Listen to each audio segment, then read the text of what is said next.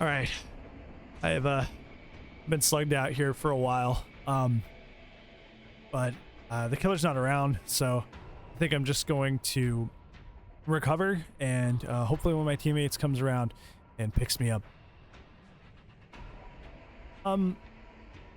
What are you doing? I'm gonna flashbang save you. Oh, okay, but like the killer's not even around, and I'm fully recovered. Shouldn't you just come pick me up? Nah, I'm gonna save you. See, I have a flashbang. I'm gonna save you. Everything's gonna be fine. Okay, but like you can also just pick me up right now, and we can both do the last couple gens and actually, I don't know, win the video game. Just come pick me up. Ah, dude, just trust. This is gonna be super hype. It's gonna go in my compilation next to my Killer Salt videos. It's gonna be fantastic. Yeah, I don't think so. I think I'm just gonna go.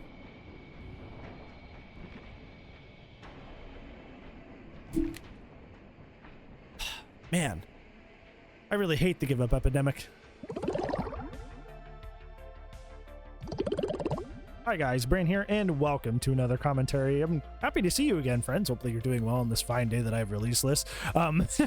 Today we were making kind of a controversial video, which I'm sure you can tell by the title. It's not a very kind or, you know, let's say polite title to make for a video, but it's something I honestly do believe is true. And this was actually sparked by our Please Stop Giving Up video that we made about the whole give up epidemic. I'm sure you've seen a lot of that lately. There's plenty of content creators making tons of videos about it, doing their own research about it. And when I made my own video about it, I was kind of shocked at the responses that I was seeing people put. And it wasn't even just from like randos coming in that just happened to be orbiting around my content, but people that were like longtime subscribers were, you know, very big give uppers. Like they were part of people that regularly give up, and they gave a lot of different reasons for that. And a lot of people were very like volatile and very like harsh and mean about it, which was kind of crazy considering that, like, I don't know, if you've been here a while, I'm sorry. Like that was some intense energy coming away. But that's neither here nor there. The main reason I'm bringing this up for this video is because I noticed one of the main things that people continued to say as one of their main reasons that they gave up in matches was that when a match, quote unquote, became unwinnable, that is when people decided to opt out of the game, whether that be giving up on Hook or DCing or whatever that happens to be, whatever their method is.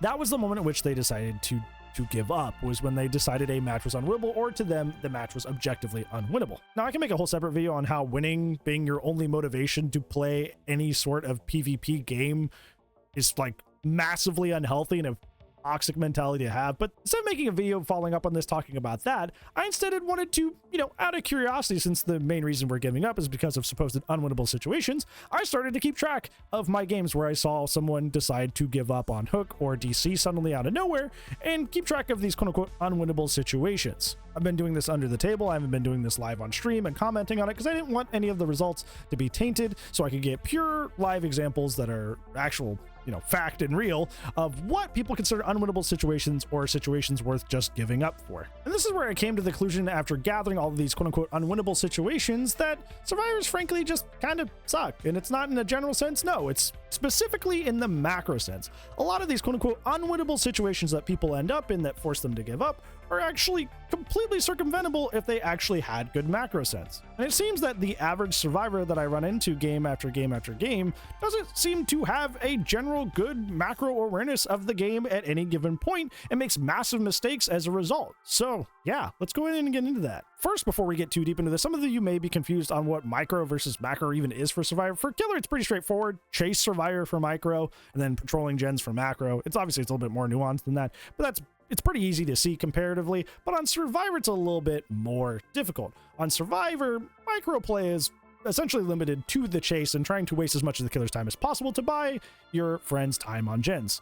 Macro sense for survivor is far more complicated and involves a lot of nuanced stuff, like trying to do the gens in the right order to avoid a 3-gen, rotating the hook saves correctly without doing something risky or sending somebody in putting them in a risky situation. You can wrap this in with the chase situation by trying to manage your resources to not throw in too many pallets, that way you don't create dead zones for your team later on. Essentially, it boils down to anything that has to do with strategizing to make the team play better and not just you. I'm sure you're going to notice a theme for the rest of this video of players playing the game like it's a 1v1v1v1v1 and not a 4v1. But now that we have defined what micro versus macro play is for Survivor, let's go ahead and talk about some of the quote-unquote unwinnable situations that I've run into and kept track of that have forced survivors to give up. One thing that was almost like consistent, like it happened so much, and it's probably the most common example I got, is that for some reason, if I got 3 hooks by the time that the survivors had 4 gens, they would just give up.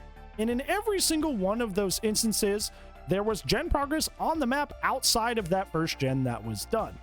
I would pass many gens that had 50% progress, 70% progress while I was in chase with the next guy, meaning that realistically, they were getting fairly close to being at 2 gens, which is almost done with the game. You only have to do 5 in a match in order to power the exit gates and then get out.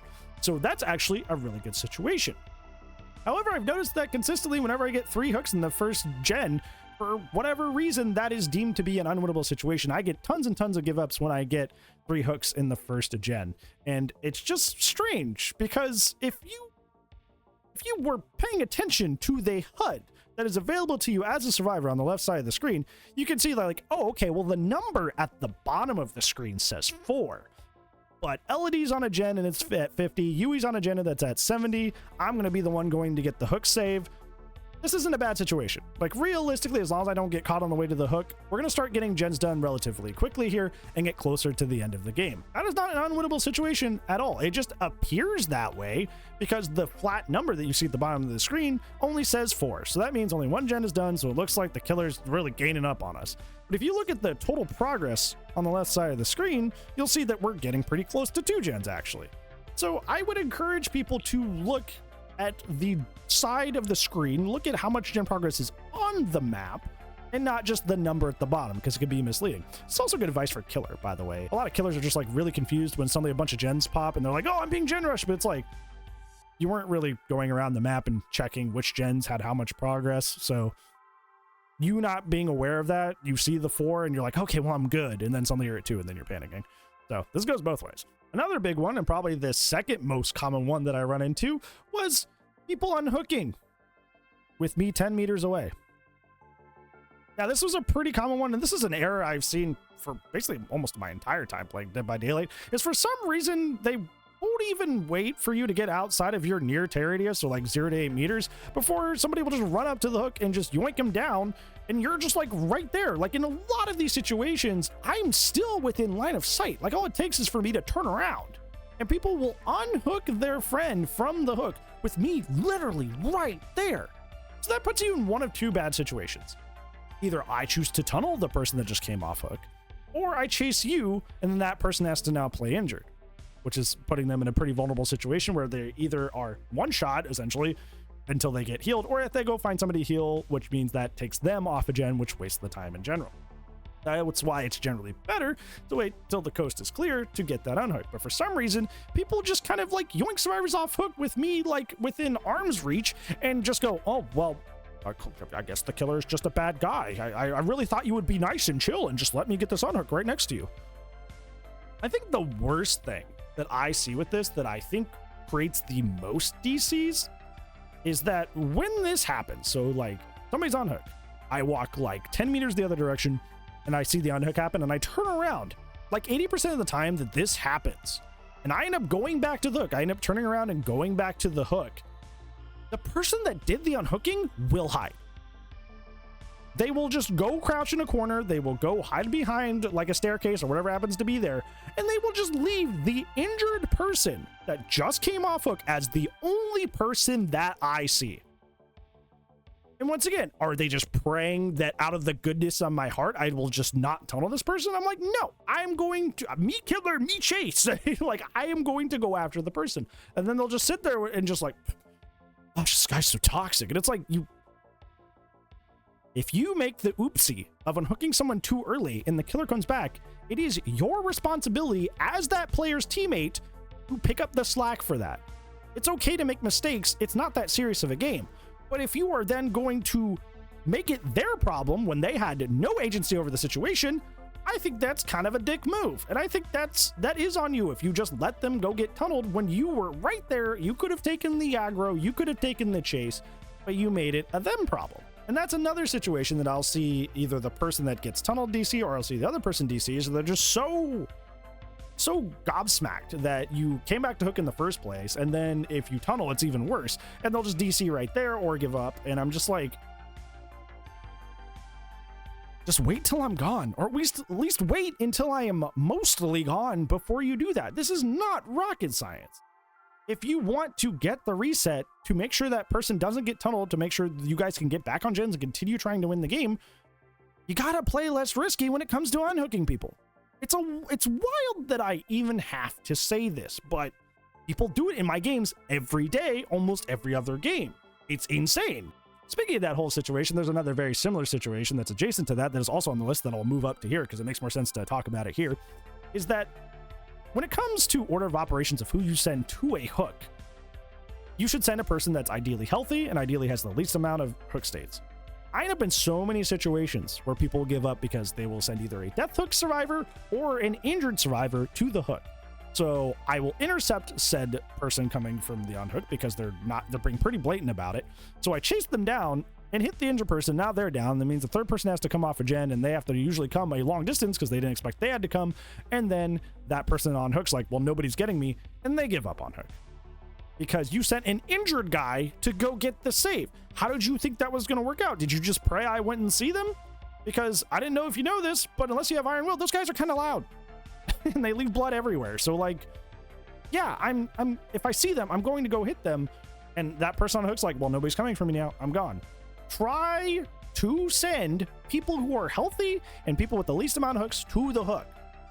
Because if you send somebody who's super vulnerable, either being Deathook or injured themselves, and they get caught, that is going to snowball really badly. And just praying that it'll work out is not good macro play, and it's not good macro sense. This one is kind of an ode to the situation that happened in the skit here, but kind of slightly different. I see a lot of people that will end up missing their flashlight saves or their flash bang saves, which is funny considering that the buffer makes that incredibly easy now. So how are you missing that in the first place?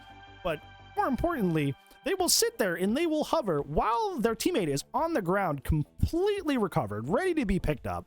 And I won't even be around yet. But when I start coming back and I go to pick them up and they miss, they'll give up. Or the person that didn't get saved will give up. And it's like, if I slug that person and I leave, chasing somebody else, living my best life, and they are unattended, you should just pick them up. I don't care how hype it is. I don't care if you have a compilation going. Like, just pick them up. Or at least be aware that, like, hey, this is a risky play. This may not pan out. And if it does not pan out, this may end poorly and the killer may snowball as a result. It's okay to go for risky plays. I love going for risky plays when I play Survivor, but I know that it may result in bad results.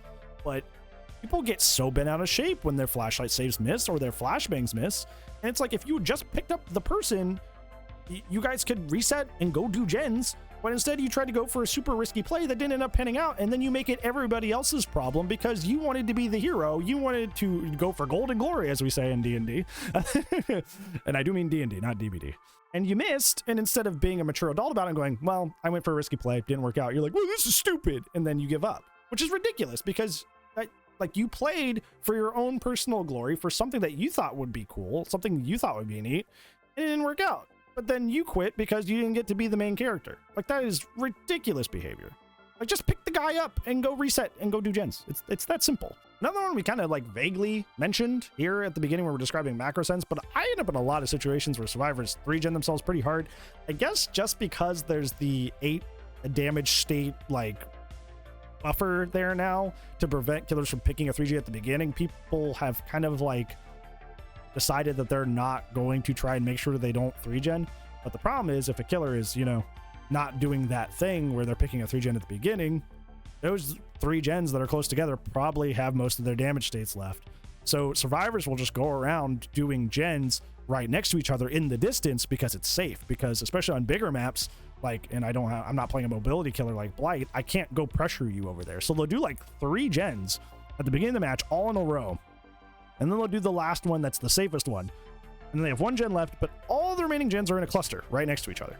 And if I have not kicked them or damaged them very much, like I have like possibly 8 damage states I can send those things through.